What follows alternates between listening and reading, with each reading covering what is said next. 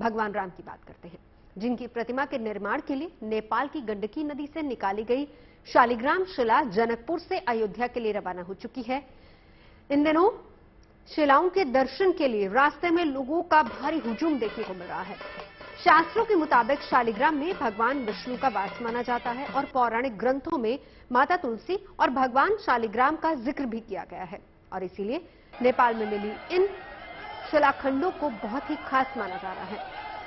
हालांकि अयोध्या पहुंचने पर एक्सपर्ट्स और शिल्पकार इन शिलाओं का बारीकी से परीक्षण करेंगे, जिसके बाद मूर्ति निर्माण के पर फैसला लिया जाएगा। सड़कों पर उमड़ा आस्था का सैलाब, कहीं गाजे बाजे से हो रहा स्वागत, तो कहीं प्रभु श्री राम के भजनों की गूंज।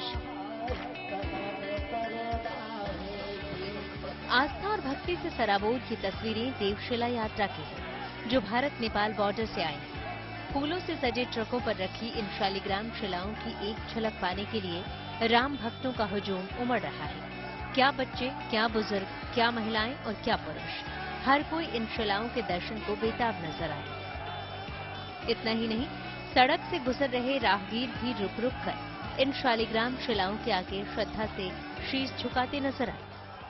अयोध्या में बनने वाले राम मंदिर में जिस शिलाओं का इस्तेमाल राम और सीता की मूर्ति बनाने के लिए किया जाएगा, उन्हीं देव शिलाओं को अब नेपाल के रास्ते भारत पहुंचाया जा रहा है। और इस वक्त हम मौजूद हैं भारत नेपाल सीमा पर और आप तस्वीरें देख रहे हैं, ये दो बड़ी बड़ी शिलाएं हैं, 40 टन की शिलाएं। शालिग्राम की इन दो शिलाओं को नेपाल की गंडकी नदी से निकाला गया है, जिनका कुल वजन करीब 40 टन बताया जा रहा है। इन शिलाओं को अयोध्या लाने के लिए राम मंदिर ट्रस्ट के सदस्य जनकपुर पहुंचे थे, जिनकी देखरेख में ये शिलाएं 2 फरवरी को अयोध्या पहुंच सकती हैं। जिस रूट से ये शिलाएं अयोध्या लाई जा रही हैं, उस रूट पर जगह जगह इन शिलाओं को पूजने के लिए लोग फूलमाला, चंदन, रोली और अगरबत्ती लेकर इंतजार करते नजर आए।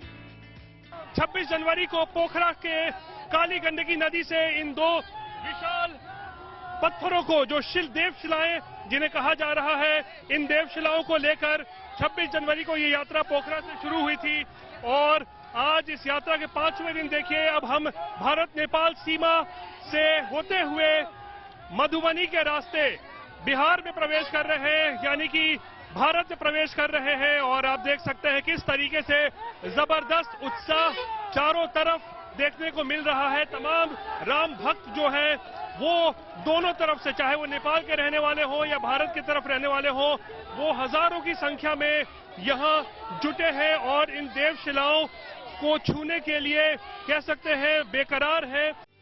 आस्था और भक्ति का ऐसा ही सैलाब नेपाल के जनकपुर धाम में भी एक दिन पहले दिखाई दिया था। माता जानकी और प्रभु राम के भक्त बड़ी संख्या में शिला पूजन के लिए जनकपुर धाम पहुंचे, जिनका जोश और उत्साह देखते ही बन रहा था। लोग यहाँ आ रहे हैं, पूजा अर्चना कर रहे हैं शिलाओं की। हाँ, एकदम कर रहे हैं, पूरा श्रद्धा भक्ति के साथ कर रहे हैं। आप हम लोग तो सिर्फ इतना ही कहना चाहेंगे कि ये जो हो रहा है नेपाल भारत के तरफ से, ये दोनों देश के लिए बहुत अच्छा हुआ है, बहुत ही अच्छा है, खुशी की बात है ये। अयोध्या में राम जन्मभूमि का काम बहुत तेजी से चल रहा है। 2024 में जनवरी तक राम मंदिर का ग्राउंड फ्लोर तैयार कर दिया जाएगा।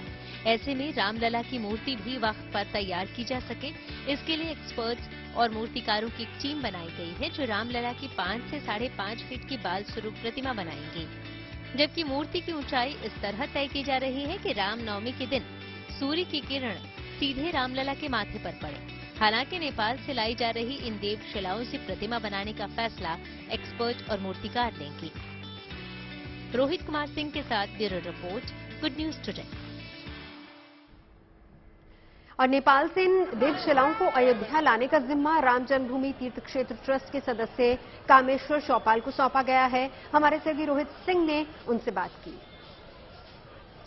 अयोध्या में जिस राम मंदिर का निर्माण चल रहा है और वहां पर जिन पत्थरों से, जिन शिलाओं से श्री राम और मां सीता की मूर्ति बनेगी, उन देव शिलाओं को अब नेपाल के रास्ते भारत ले आया गया है। आपको हम सिर्फ तस्वीरें दिखा रहे हैं भारत नेपाल सीमा के जरिए।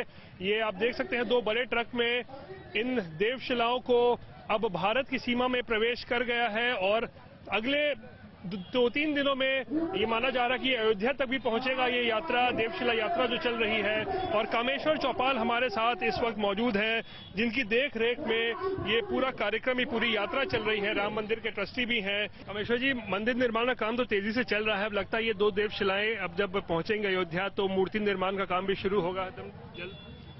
ये काम शीघ्र होगा, क्योंकि हम लोगों ने राम जन्मभूमि पर जो मंदिर बन रहा है उसमें भगवान राम के प्राण प्रतिष्ठा का समय सुनिश्चित कर दिया है। तो उस समय सीमा के अंदर मूर्ति बननी है और फिर जनवरी में इसी प्रकार का माहौल पूरे देश में बनेगा जब प्रभु राम विराजमान होंगे अपने जन्म स्थान पर भव्य और दिव्य मंदिर में।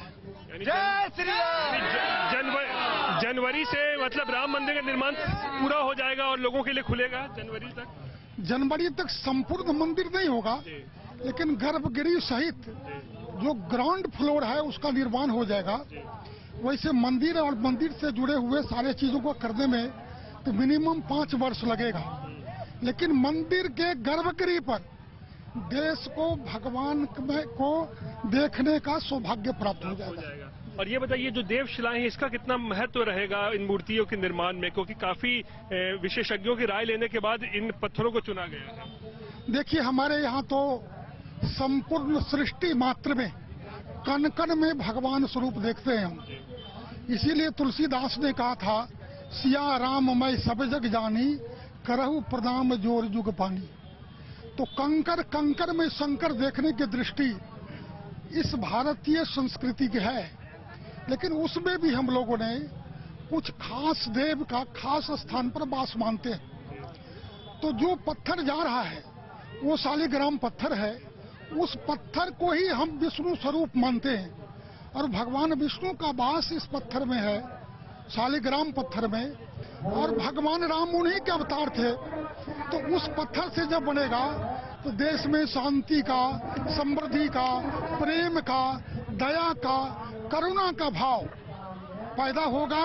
जो राम राज की सपना हमारे पुरखों ने देखा था, शायद वो राम राज का सपना हमारे जो आज का नौजवान है उसको साकार होते देखेंगे।